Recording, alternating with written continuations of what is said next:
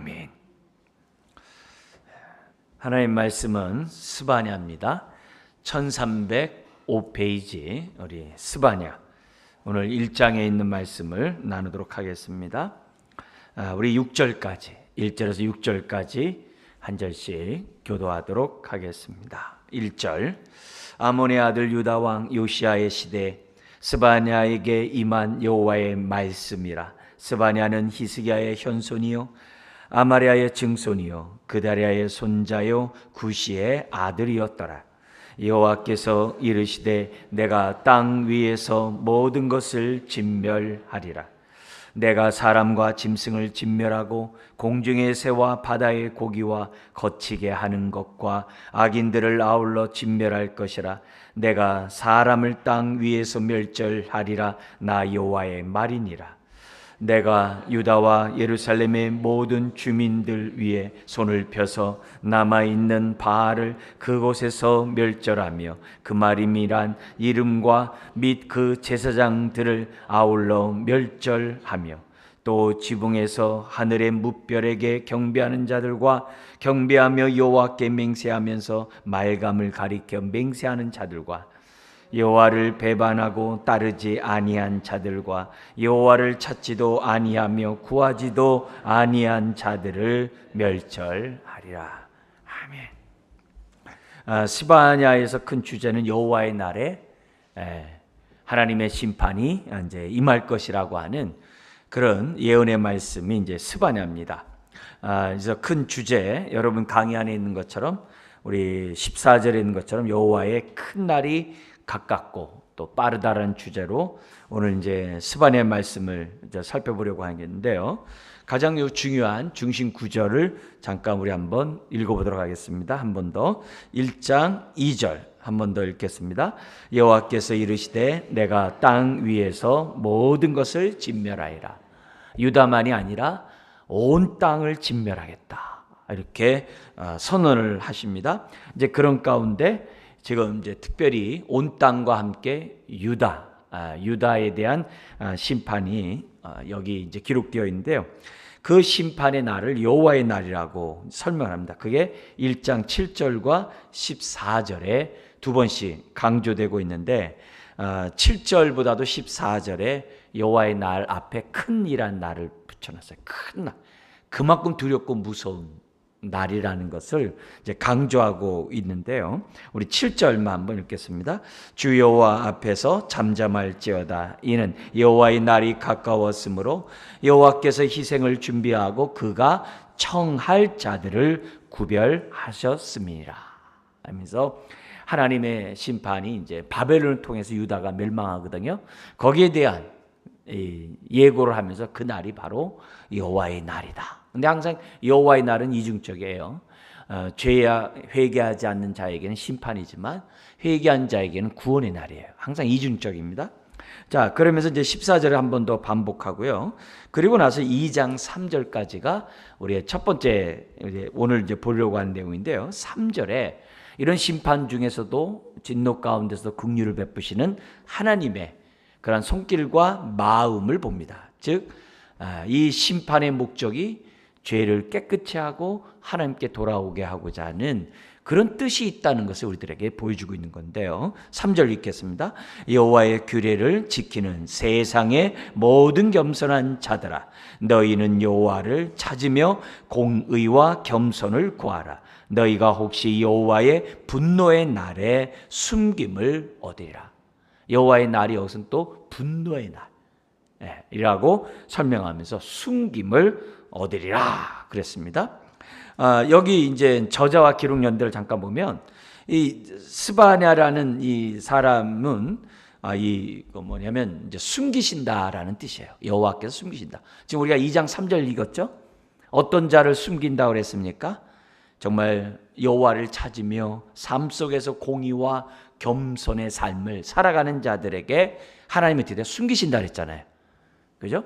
그 숨긴다는 단어가 스바냐라는 단어의 이름의 뜻이에요. 그러니까 그런 의미도 이렇게 저자의 이름과 연관된 내용이 앞에서 있듯이 여기서도 마찬가지입니다. 여기 보면 스바냐에 대해서 족보가 나와요. 독특하게 4대까지 나옵니다. 자, 그런데 주목해야 될 인물은 히스기야의 현손. 이 히스기야가 만약에 우리가 알고 있는 왕, 히스기야 왕이라고 한다면 연도로 맞으면 히스기야 왕이 맞아요. 어쨌든 히스기야 왕이 맞다고 한다면 요시야와 친척 관계죠. 그러니까 스바냐는 왕족이면서 요시야 왕과는 친족 관계라는 것을 우리가 이제 족보를 통해서 이제 살펴볼 수가 있습니다. 시기로 보면은 에레미야 선지자와 겹쳐요. 에레미야 선지자는 굉장히 많은 지면에 걸쳐서 이렇게 사역한 게 나오잖아요. 근데 여기 스바냐는 3장에 걸쳐서만 나오고 있어요. 그래서 이 에레미야가 요시야 왕 때도 있었고, 물론 그의 3 아들, 손자까지 이렇게 있을 때 에레미야가 했습니다만, 이렇게 약간 겹치는 그런 인물이 이제 스바냐 선지자인 것을 보게 됩니다. 그런데 2장 13절에 보면 아수르의 수도 니느웨가 나와요. 그러니까 아직 아수르의 수도, 그러니까 아수르가 멸망하기 전이에요. 그죠? 근데 아수르가 언제 멸망하냐면 612년에 멸망해요. 612년에 멸망을 하는데, 그러니까 그 이전에 활동했던 사람, 그 사람이 바로 스바냐라는 것을 우리들이 염두에 둘 수 있는 거죠. 그리고 605년에 이제 바벨론 침공에 의해서 1차 유다가 침략을 당하거든요. 그 염도를 이렇게 생각해 보시면 이 언제 활동한 사람인지 우리가 추측할 수가 있습니다. 자, 근데 이 스바냐가 사역했던 그 1절에 보니까 요시야 왕이 등장해요. 요시야의 시대. 요시야가 누구예요? 종교개혁한 사람이죠. 종교개혁한 사람이에요.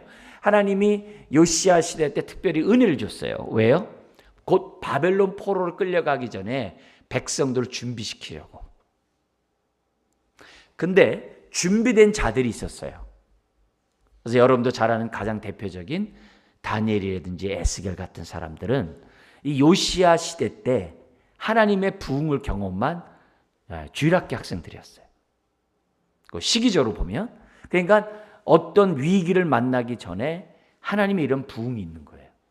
우리나라에도 1903년과 7년에 하나님의 큰 부흥을 주셨어요. 그리고 일제 침탈을 당했어요. 그래서 그 일제 그 침탈 속에서 정말 하나님을 바라보는 그런 정말 이 성도들이 많이 생겨나게 되고, 이 위기들을 정말 이렇게 잘 겪다가 승군같이, 욥처럼 정군같이 나와가지고 정말 한국교회 큰 부흥을 이루었던 그런 역사가 우리 가운데서도 있어요. 그래서 그런 것들을 이렇게 보면 요시야 시대 때 심판이 임한 거거든요. 그러면 요시야가 종교개혁한 왕인데, 오늘 보니까 여전히 그 시대에도 우상숭배가 있고 사회 종교 지도자가 타락했다는 것을 계속 지적하거든요. 이 말은 무슨 말이에요? 그렇게 부흥의 시대 때도 그 부흥을 거절하는, 하나님의 은혜를 거절한 자들이 여전히 판을 치고 있었다는 거예요. 그렇게 되는 거예요. 그러니까 왕이 정말 그 앞에 선왕은 므낫세잖아요. 그의 앞에가 이제 할아버지가 이제 므낫세인데, 므낫세가 통치를 갖다 50년 넘게 하면서 온갖 나라를 우상단지로 만들어 버렸거든요. 그걸 청산한 사람이 요시야예요. 여기 나오는. 근데 요시야가 청산했지만 너무 뼛속까지 뿌리 깊게 이 우상숭배하고 이 불의와 불법이 너무나도 이렇게 뿌리 깊게 있는 거예요. 그래서 겉으로 보는 거는 많이 다 사라지게 하고 왕 앞에서는 다 없앴지만은 뒤에 돌아가서는, 안 보는 데서는, 은밀한 곳에서는 여전히 우상숭배와 불의와 불법이 판을 치고 있었던 시대였다는 거예요. 안타까운 거죠. 그래서 그런 모습에서, 이런 모습은 이건 시대마다 오늘날까지도 계속 반복되는 그런 요소들이거든요. 그때 하나님이 그래도 스바냐 선지자를 보내서 요시야 왕의 종교개혁에 힘을 보탰고, 그런 가운데 회개하고 남은 자들을 추려내가지고 하나님께서 바벨론 포로로 다 이주시켰다가 거기서 연단하고 준비된 가운데 다시 본토로 새 에덴 동산으로 돌아오게 하시는, 에스겔의 예언에 따르면 새 에덴 동산으로 돌아오게 하시는 놀라운 섭리가 하나님의 뜻 가운데 있는 것을 보게 돼요. 그러니까 이런 것들을 보면 환난을 당한다고 해서 나쁜 것만이 아니에요. 그걸 통해서 하나님이 어떻게 돼요? 택한 자들은, 남은 자라는 표현을 많이 써요. 남은 자들은 다 어떻게 돼요? 그런 가운데서도 겸손히 하나님을 찾아요. 위기 앞에서 더 엎드린단 말이죠. 그러니까 이런 위기들을 만나고 이런 어려운 일을 겪는다고 하는 이것이 나쁜 것만이 아니라 키질로 알고올까 쭉저기를 갈라낸, 정말 분리낸다는 것을 생각해 본다고 한다면 국가적으로 또 사회적으로 세상적으로 또 각 계정별로 가정별로 이런 일이 있다고 해가지고 너무 이렇게 고난을 부정적으로만, 고통을 부정적으로만 보지 않는 저와 여러분들이 되셔야만 합니다.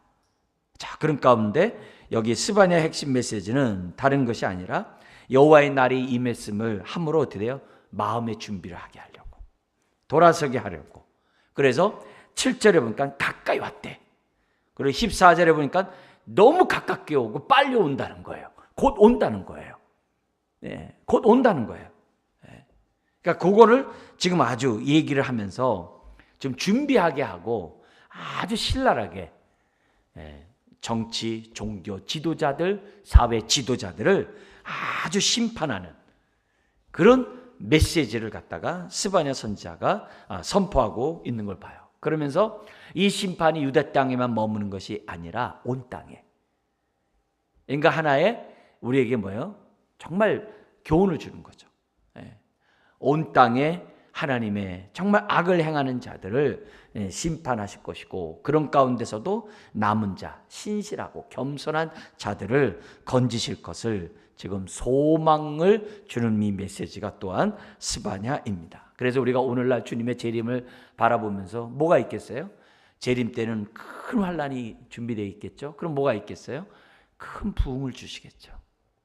그런 일이 있을 때 우리가 세상으로 가는 것이 아니라 깨어서 준비시키시는구나 생각하고 잘 준비해서 이탈하는 자가 아니라 끝까지 남은 자가 되는 저와 여러분들이 되어야 될 줄 믿습니다. 그래서 그 원리들을 스바냐가 줘요. 세 장이지만 너무 귀중한 교훈을 우리들에게 줍니다. 강의 안에 보면 구조가 크게 두 부분을 나눠요. 3장 8절, 1장 1절에서 3장 8절까지가 이렇게 전반부인데요. 여호와의 날에 임할 심판에 대해서 설명해요. 그래서 양쪽 끝에 뭐냐면 온 땅이 나와요.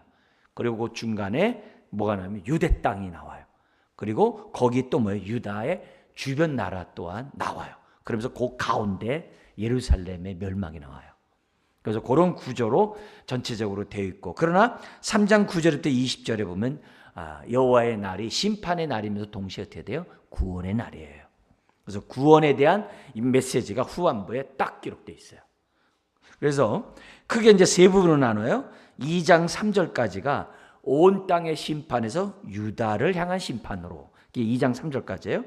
그리고 2장 4절부터 3장 7절까지는 주변 나라의 심판에서 예루살렘으로 이렇게 심판이 이렇게 옮겨가는 게 나오고요. 그리고 3장 8절부터 20절까지는 세상의 심판으로 인한 정화, 깨끗함과 남은 자들에 대한 회복으로 이렇게 세 부분으로 나눠지는 것을 우리가 살펴볼 수 있습니다. 자, 그럼 우리 본문 내용을 좀 더 보도록 하겠습니다.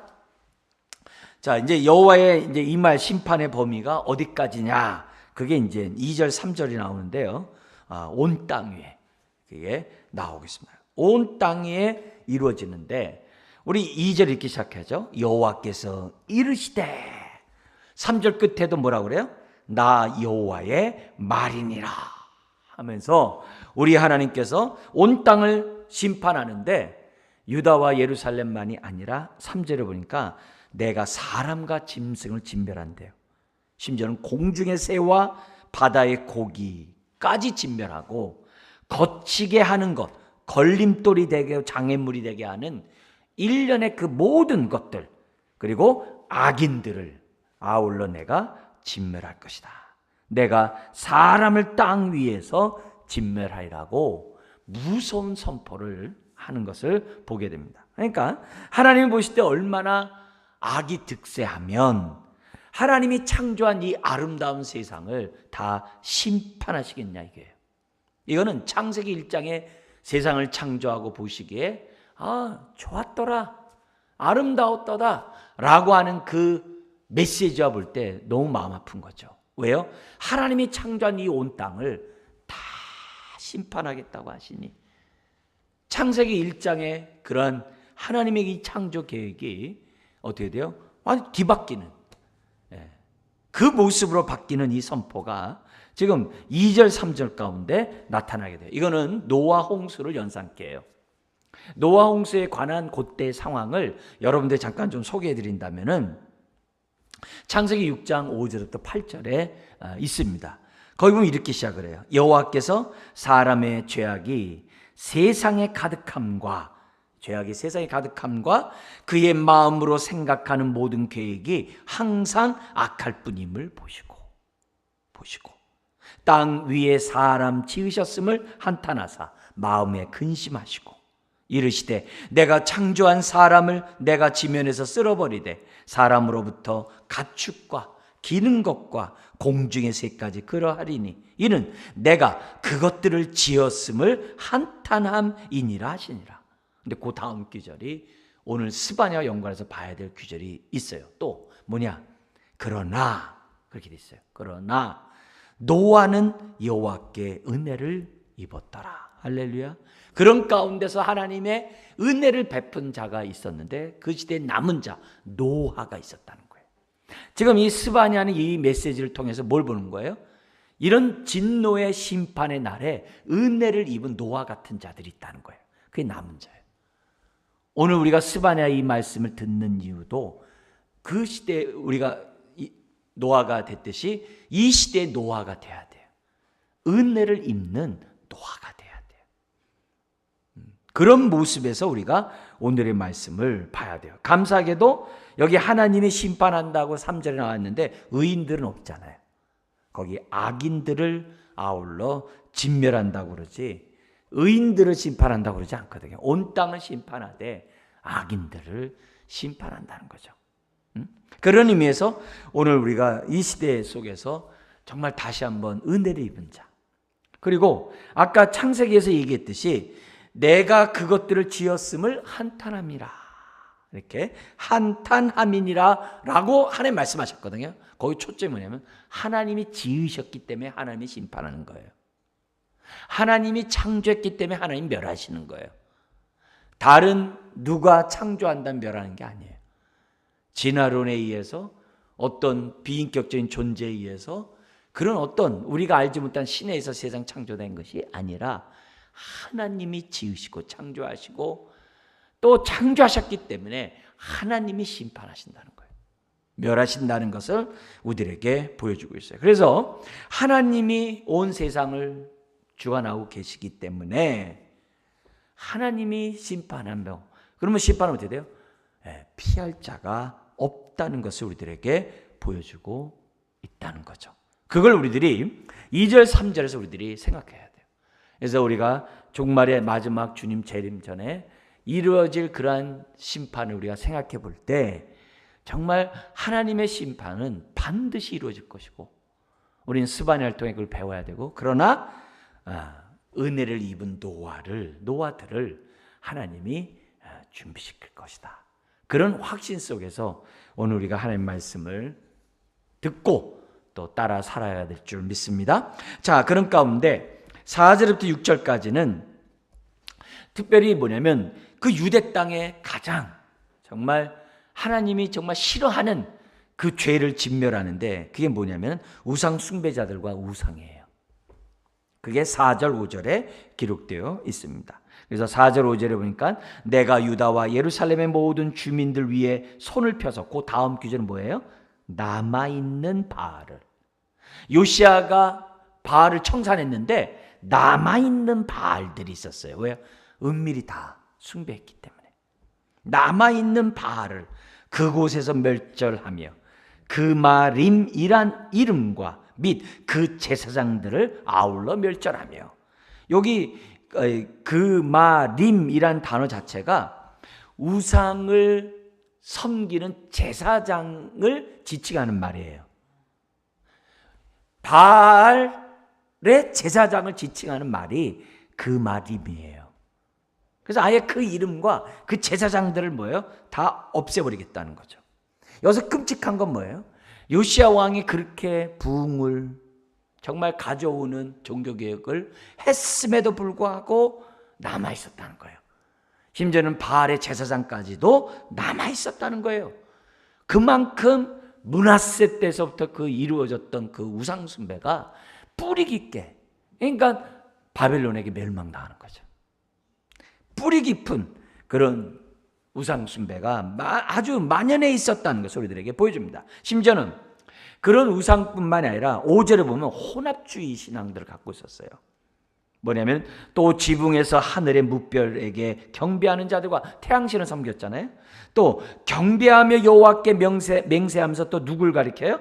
말감을 가리켜 맹세하는 자들을 멸하겠다. 이 말감이 성경에 많이 나와요. 밀곰, 또 몰렉이라는 이름으로 성경에 나와요. 지금 안타까운 건요, 요 신이 유대 땅에 있게 된 배경은 뭐냐면 솔로몬이 이방 아내를 데려옴으로 요 말캄의 그 신전을 예루살렘 동쪽 언덕에다 세우겠다는 게 성경에 나오거든요. 그게 지금까지 내려오고 있었다는 거죠. 그래서 그런 것들, 그러니까 이들이 뭐예요? 하나님 앞에 맹세하면서 동시에 어떻게 돼요? 우상에게도 맹세해요.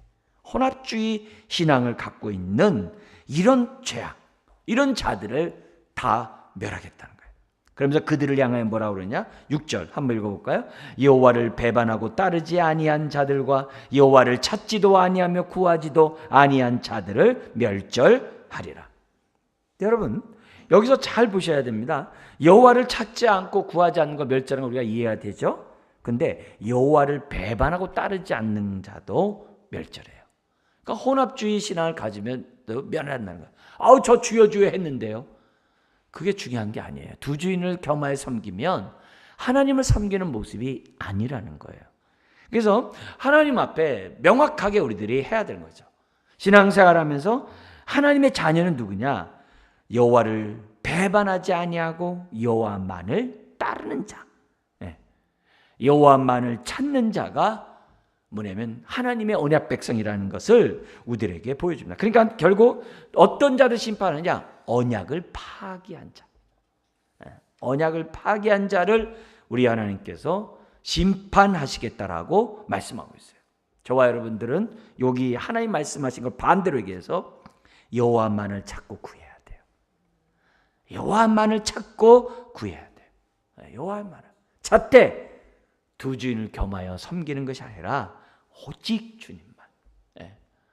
그래서 오늘날에는 이렇게 형상 안 만들어 놓지만 하는 행동들이 옛날의 초대교회나 이 시대의 우상들을 다 그대로 갖고 와서 지금 뭐냐면 현대인들이 하고 있거든요. 형상 안 만들어 놨지만 이렇게 건강이 우상이 되어 있는 사람, 돈이 우상이 되어 있는 사람, 세상의 어떤 쾌락이 우상이 되어 있는 사람, 저마다 다 자기가 가장 가치 있게 생각하고 가장 좋아하는 것들을 품고 살아간다고. 하나님 앞에서 나의 행동들을 한번 저와 여러분들이 점검하셔야 돼요. 어떤 형상이 없다고 해서 나 하나님만 섬긴다고 얘기하면 안 돼요. 그러면 안 됩니다. 우리 또 특히 여성분들은 남에게 이렇게 보이기 좋게끔 너무 꾸미는 것도 조심하셔야 되고, 디모데에게 얘기한 것처럼 단장만 하시면 돼요. 단장. 막 얼굴에 막 광택까지 바를 필요 없다고. 그냥 보실 때 너무 이렇게 저거 하지 않도록 조심하고, 그러니까 덕을 세우는 것들이 하나의 그것도 하나님께 집중하는데 도움이 되겠죠. 남자라서 몰라서 그런 소리 하지 마세요. 그러지 말고요. 그냥 우리는 성령으로 이렇게 해같이 빛나는 저와 여러분들이 되면 얼마나 좋겠어요. 여러분, 저 같은 눈을 갖고 있는 사람은 영혼을 보지 외모를 안 봐요. 그러니까 속사람을 보지 외모를 안 보니까 이거 어쨌든 우리가 신앙생활하면서 정말 하나님을 찾고 정말 하나님을 구하는 저와 여러분들이 되셔야만 한다는 거죠. 그렇지 않으면 나도 모르는 사이 세상으로 떠내려가 버리거든요. 그러면서 7절부터 13절에는 뭐라고 얘기하냐면 사회 및 종교 지도자들에게 구체적으로 그들을 심판하겠다고 말씀을 하고 있는 거예요. 그러니까 하나님의 심판할 때 보면요, 한꺼번에 처단해 버려요. 하나하나씩 심판하는 게 아니라 한 번에 다 씻어버리는 거예요. 그러니까 그때까지 기회를 주시는 거겠죠. 자, 그래서 7절부터 13절에 보면 사회 및 종교 지도의 죄악을 얘기하는데요, 이렇게 얘기합니다. 어떻게 그 심판이 일어나냐면, 우리 앞에서는 이제 우리 하박국 선지자는 어떻게 돼요? 자기네보다 유다보다 더 어떻게 악한 바벨론을 통해 심판합니까? 이렇게 했잖아요. 그렇게 했었잖아요. 앞에서 우리가 볼 때 똑같아요. 하나님의 심판하는 방식을 보면 더 악한 자들을 통해서 계속 역사가 심판해 왔어요. 계속 강대국들을 계속 심판해 오셨다고요. 그게 언제 순간에 끝나겠죠? 자, 근데 그 심판이 어떻게 이루어지냐면 7절에 이렇게 시작합니다. 주여 앞에 잠잠할지어다 이는 여호와의 날이 가까웠으므로. 여호와께서 뭘 준비하셨어요? 희생을 준비하고. 희생, 이게 뭐냐면 대적자가 잡아먹을 희생 제물을 준비하고 그가 청할 자들을 구별하셨습니다. 청할 자는 여기서 누가 되겠어요? 이제 바벨론을 암시하는 거죠. 여기 스바냐에서는요, 우리 하박국 같이 바벨론을 얘기하지 않아요. 그 대신 뭘 얘기하냐면 하나님의 심판을 강조하므로, 지금 바벨론의 침략에 의해서 멸망하는 것이 하나님의 심판이라는 것을 하나님께 초점을 두려고, 대적자가 아니라 하나님께 초점을 두려고 그렇게 바벨론이라는 이름을 구체적으로 얘기 안 해요. 하나님께 집중하고 하나님 앞에 깨어 있을 것을 지금 어떻게 돼요? 호소하는 것이 스바냐예요. 근데 굉장히 좋은 방법이에요. 왜냐하면 대적자들의 무섭만 보고 그 배후에 있는 하나님이 또 안 보일 수 있거든요. 그럼 회개하지 않거든요. 그런 의미에서 여기 뭐냐면 하나님이 희생 제물을 준비하고 그 제물을 먹을 자를 구별해 놨대요. 우리는 이게 바벨론인지 알고 있죠. 자, 그러면서 8절에 그러면서 어떤 자들을 구체적으로 얘기하냐면 이렇게 얘기합니다. 한번 읽어볼까요? 여호와의 희생의 날에 내가 방백들과 왕자들과 이방인의 옷을 입은 자들을 벌할 것이며. 벌써 이방인의 옷을 입었다는 게 뭐예요? 혼합주의를 얘기하는 거거든요. 그러니까 이게 다른 번역에서는 이렇게 돼 있어요. 희생의 날에 이방의 옷을 입고 거들먹거리며 방백과 거들먹거리는 방백과 왕자들을 벌하리라, 이렇게 번역을 했어요. 그러니까 왕자임에서도 불구하고 이방 옷을 입으면서 거들먹거린다, 이렇게 표현해요. 팔자걸음하면서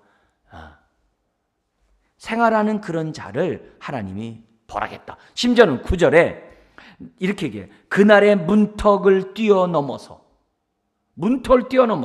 포악과 거짓을 자기 주인의 집에 채운 자들을 내가 벌하리라.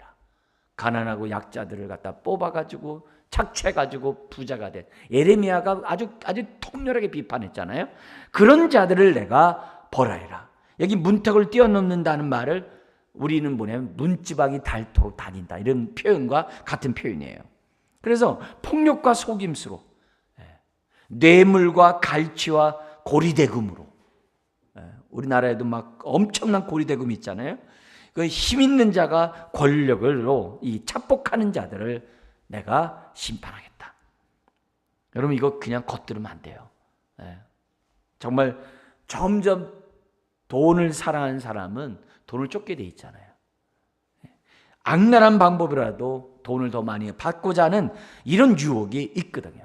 그래서 이런 부분에서 우리가 이런 것들을 정말 소홀히 보지 말고 뉴스나 이런 것들을 볼 때마다 정말 다시 한번 하나님 앞에 은혜를 달라고 기도하는 저와 여러분들이 되어야 됩니다. 그러면서 10절에 나 여호와가 말하노라 그 날에 어문은 뭐냐면 고기가 왔다 갔다 이렇게 다니는 고기어자, 미문, 어문 이렇게 돼 있잖아요. 우리 분문, 우리 그 배설물이 나가는 분문, 이게 성경에 나와 있잖아요. 어문, 거기 나온 거예요. 여기 보면 어문에서 부르짖는 소리가, 특별히 이 어문은 장사하는 사람들이 드나거리는 곳이에요. 그리고 제2 두 번째 구역에는 이 두 번째 구역이 뭐냐면 내려오면 장터가 있었어요. 그러니까 장사하는 사람들 오르락 내리락 하는 그런 거였죠. 그래서 제2 구역에서는 울음소리가, 작은 산들에서는 무너지는 소리가 일어나리라 이렇게 됐어요. 그러니까 결국 그날에 어떻게 돼요? 장사치들이 다 빼앗겨버린 거예요. 바벨론 다 가져가 버리니까 통곡이 나타난다는 거죠. 그러면서 여기 보면은 11절에 막데스 주민들아 슬피 울라. 여기 막데스는 뭐냐면 절구통. 우리 절구 있죠, 절구요. 그러니까 절구통이기 때문에 거기 뭐냐면 방앗간을 의미한다고 이해하면 돼요. 그러니까 여기 보면 막데스 주민들아, 이 방앗간을 운영하면서 거기 제2구역에서 막 이렇게 살아가는 이 상인들, 이런 모든 사람 다 얘기하는 거예요. 그러면서 뭐냐면 너희는 슬피 울라, 가나안 백성이 다 패망하여. 가나안 백성이라는 거 일 써놨죠. 근데 일 해놓고 그 밑에 장사하는 이렇게 돼 있어요.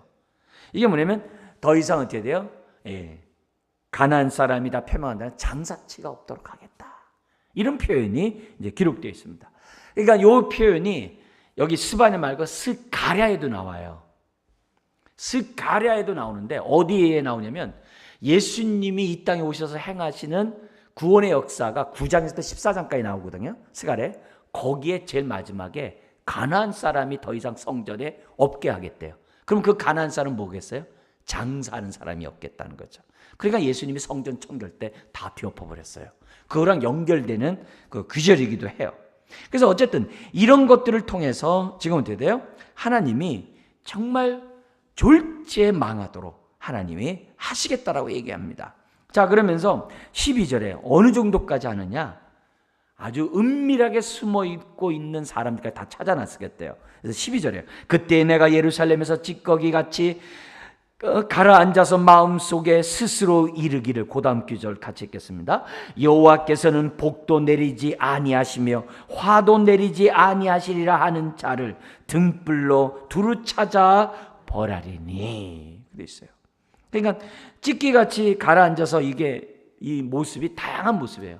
숨어가지고 눈에 안 보이는 것도 있겠지만 다른 번역에서 뭐냐면 팔자가 늘어져 있는 자들, 아주 그렇게 호요식하면서 막 이렇게 자기 멋대로 살아가는 그런 자들, 등불로 두루 찾아서 다 찾아내서 심판하겠다는 거예요. 그러면서 13절 그들의 재물, 그렇죠? 그 아주 막 호요식하며 살아가는 그런 자들, 그들의 뭐야? 재물을 노략대며 그들의 집이 황폐할 것이라. 그들이 집을 건축하나 거기에 살지 못하며 포도원을 가꾸나 그 포도주를 마시지 못하리라. 하나님이 심은 대로 거두게 하시는, 그래서 바벨론의 침략으로 초토화시키는 탐욕의 종들을 정말 철저히 심판하시는, 낱낱이 심판하시는 그런 하나님인 것을 스바냐 선지자를 통해서 경고를 한다. 왜요? 깨어있으라고, 정신 차리라고. 그러면서 이 하나님께서 우리가 특별히 지금 7절에 정말 청할 자를 구별해서 자기 백성에서 악을 행하는 자들을 희생 제물로 삼아가지고 그들을 갖다가 다 심판하겠다는 이 무서운 이 명령이 곧 바벨론의 침략을 통해서 나타나게 되는 거죠. 자, 그러면서 계속해서 얘기합니다. 14절부터 18절에 그날에 대한 특성을 얘기를 하고, 그날이 너무너무 무서운 날이라는 것을 다시 한번 강조함으로 정신 차리라고 합니다. 이게 14절 18절인데요. 이렇게 됩니다. 여호와의 큰 날이래요. 가깝도다, 가깝고도 빠르도다. 아주 긴박한 심판이 있다는 거죠. 그러면서 여호와의 날에 소리로다, 용사가 거기서 심히 슬피 우는도다. 이게 뭐냐면 너무 빠르게 오니까는 그 비탄 소리가, 용사가 기운을 잃고 막 부르짖는 그 절규가 막 그날에 그냥 막 나온다는 거예요.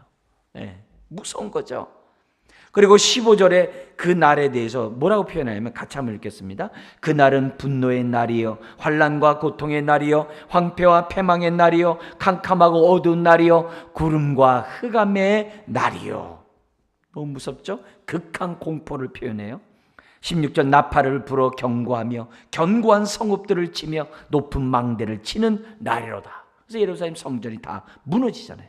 즉 왜 예루살렘이 무너졌어요? 우상의 도시며 탐욕의 도시니까 하나님 무너뜨린다는 거죠. 무너뜨린 거죠.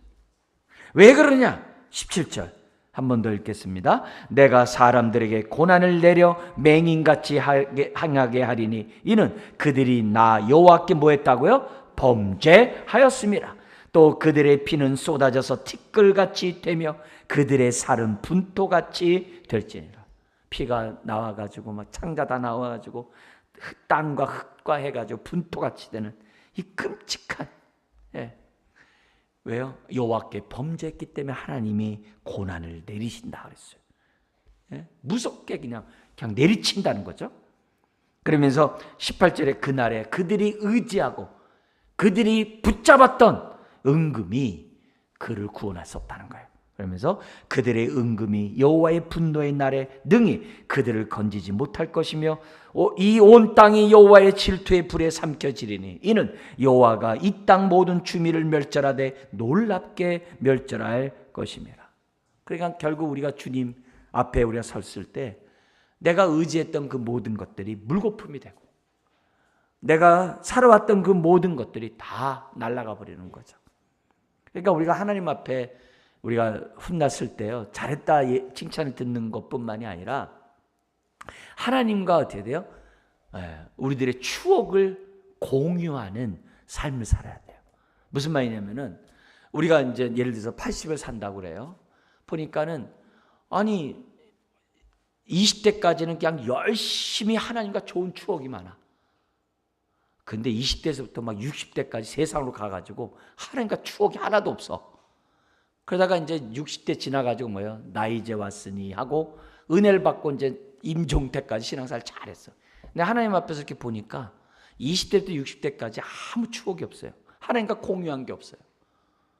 하나님을 찾지도 않고 하나님을 구하지도 않는 만약에 우리의 삶이다 그러면은 우리 주님과 우리가 마주쳤을 때 얼마나 끔찍하겠어요. 묻겠어요. 여러분, 주님과 추억이 얼마나 있습니까? 뜸은 있습니까? 아니면 이어지고 있습니까? 그걸 우리들이 생각하셔야 되는 거죠. 그래서 어쨌든 지난 날은 이미 끝났으니까 저거지만 앞으로라도 우리가 뜨문하면 안 되는 거죠. 끊임없이 지속돼야죠. 주님과의 사랑의 교제가, 주님과의 그 추억이 계속 이어져야 되는 거죠. 그렇지 않으면 우리가 어떻게 능히 그날에 우리가 건짐을 받을 수 있겠어요. 정말 우리가 주님 앞에 서는 것도 감사하지만 정말 다시 한번 우리들의 삶을 다시 한번 결단하는 우리가 되어야만 합니다. 요시야 왕 때 아무리 가역을 잘했어도 전 시대부터 내려온 이 만연해 있는 이 죄악, 우상 숭배와 여기 나오는 불의와 불법, 부당대출, 이런 모든 것들에 대해서 우리가 한번 생각해 보면서 오늘 이 시대에 정말 어떻게 살아야 하는지를 우리가 한번 하나님 앞에 겸손히 이 밤에 우리가 기도하고 지혜를 얻어야 될 줄 믿습니다. 자, 그러면서 이렇게 무섭게 하나님의 심판에 대한 메시지를 전한 다음에 2장 1절 3절에 보면 심판 중에서도 긍휼을 베푸시는 하나님의 손길을 보게 됩니다. 먼저 1, 2절을 보면 이렇게 시작합니다. 같이 읽어볼까요? 수치를 모르는 백성아 모일지어다 모일지어다. 명령이 시행되어 날이 겨같이 지나가기 전 여호와의 진노가 너희에게 내리기 전 여호와의 분노의 날이 너희에게 이르기 전에 그리할지어다. 수치를 모르는 자들아 다 모일지어다. 그러니까 하나님의 심판이 임하기 전에 하나님은 어떻게 돼요? 수치를 모르는 자들을 다 모은대요. 모아서 이때 우리가 어떻게 돼요? 정말 깨어서 우리가 해야 될 일들이 있다는 거죠. 그게 뭐냐면 3절입니다. 이 귀중한 말씀 우리 한번 같이 읽겠습니다. 여호와의 규례를 지키는 세상의 모든 겸손한 자들아 너희는 여호와를 찾으며 공의와 겸손을 구하라. 너희가 혹시 여호와의 분노의 날에 숨김을 얻으리라. 아멘. 스바냐 이름이 뭐라고요? 숨김을 얻다. 그날에 숨김을 얻는다. 숨김을 얻으려면 어떻게 되느냐? 무엇보다도 우리가 하나님 앞에 어떤 자가 돼야 돼요? 규례를 지키는 겸손한 자들이 되어야 돼요. 여호와의 규례를 지키는 겸손한 자가 되어야 돼요. 여러분, 하나님의 말씀의 순종은 겸손하지 않으면 안 된다는 거예요. 겸손한 자만이 하나님의 말씀에 순종하고 따라요. 그래서 내가 벌써 하나님의 말씀을 사모하고 하나님의 말씀대로 살고자 하면 겸손한 자예요. 근데 내가 하나님의 말씀을 듣기도 사모하지 않고 순종도 안 하고 한다면 나는 겸손한 자가 아니에요. 우리가 예배를 드리는 것이 다 뭐예요? 다 마음을 비우는 거거든요. 겸손한 마음을 갖고자 하는 거거든요. 왜요? 겸손한 자에게 말씀이 새겨지니까. 아멘이 되니까. 끊임없이 성경을 우리가 60일 성경 읽기 막 이렇게 하고 막 왜 그래요? 우리 마음 다 기억하는 거거든요. 그런 자가 어떻게 돼요? 규례를 지켜요. 왜? 영이요 생명이니까. 그러면서 어떤 영이요 생명의 말씀이 선포됐느냐? 이거예요. 너희는 여호와를 찾으며. 원문은 찾으라 여호와를 이렇게 돼 있어요. 그러니까 아주 강한 명령이에요. 찾으라 여호와를. 그리고 공의와 겸손을 구하라 이렇게 돼 있잖아요. 이게 떨어져 있어요. 그리고 찾으라와 구하라가 똑같은 단어예요.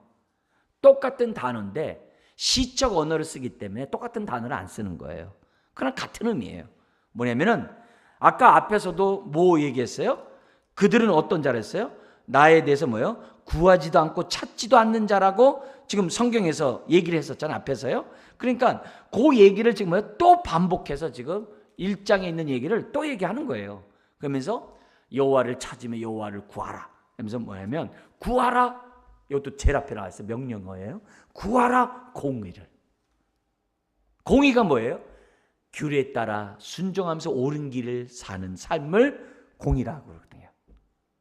규례에 따라 옳은 길 가는 게 공의거든요. 그러니까 뭐예요? 너 말씀에 따라 올바로 살아라 이 말이에요. 네. 구하라 공의를. 그러니까 그런 삶을 살라는 거죠. 그리고 또 하나 명령을 해요. 뭐예요? 구하라 겸손을. 네. 그러니까 끊임없이 우리가 어떻게 해야 돼요? 하나님 말씀 앞에 우리들이 순종하고 또 옳은 길을 가면 갈수록 어떻게 돼요? 계속 우리 마음이 겸손할 수밖에 없죠. 또 반대로 겸손한 자가 하나님을 찾고 겸손한 자가 공의를 구하는 인생이 될 수밖에 없잖아요. 그래서 이렇게 세 가지 명령을 딱 주면서 하나님을 찾고 공의를 구하고 겸손을 구하는 그런 자가 되면 어떻게 돼요? 숨김 얻으리라. 이 시대에 남은 자가 되리라. 정말 노아가 은혜를 입듯이 은혜를 입은 자가 되리라고 우리에게 말씀하고 있어요. 여러분, 유다와 예루살렘은 심판을 면할 길이 없어요. 심판을 피할 길이 없어요. 그러나 심판 중에서도 여호와를 찾고 공의와 겸손을 구하는 자를 어떻게 돼요? 에게 은혜를 베푸신다. 은혜를 베푸신다. 오늘 이 시대에 정말 회개하고 남은 자가 되시길 주의 이름으로 축원합니다. 기도하겠습니다. 하나님 아버지, 이 밤에 스바냐의 말씀을 통하여 우리에게 말씀하시니 감사합니다. 주여, 세상을 보면 부당한 거래들이 있고 불의를 일삼는 자들이 있고 아버지 하나님, 자기의 유익을 구하는 자들이 너무 많이 있는 것을 보게 됩니다. 하나님 외에 은금을 의지하는 자들이 너무 많은 것을 보게 됩니다. 하나님의 심판을 피할 수 없는 증거들인데 아버지 하나님, 오늘 우리로 하여금 주님 전에 나와 하나님의 말씀을 듣게 하시고 깨닫게 하시니 감사합니다. 하나님 아버지, 우리에게 이 말씀이 올바로 우리가 깨달을 수 있도록 은혜를 더하여 주시고 이 시대의 남은 자로 겸손히 규례를 행하는 자로 주 앞에 서게 하여 주옵소서. 하나님을 찾고 또 찾는 자들 되게 하시고, 그래서 하나님의 입에서부터 나오는 규례의 말씀에 따라 공의와 겸손의 삶을 살아가는 자녀들 다 되게 하여 주옵소서. 믿사오며 예수님의 이름으로 기도드리옵나이다. 아멘. 주 은혜임을